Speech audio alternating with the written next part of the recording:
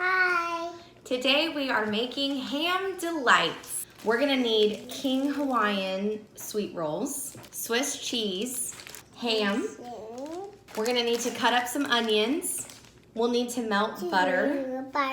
And then put some Worcestershire, mustard, and poppy seed. So let's get started. Yeah. Lay this down in the pan like that, bread. Oh, okay. Good job. Here we go. Oh, thank you. This one here.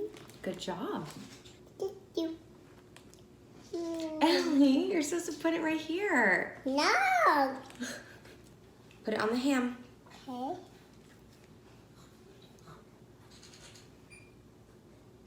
Good job, Ellie. I did. Yay! Now we need to melt the butter, okay? Okay. So now we melted the butter. We're gonna put some onions in here. Poppy seeds.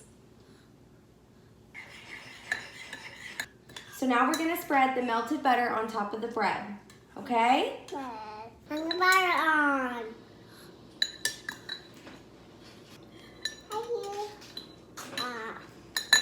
Now we need to put the bread in the oven, okay?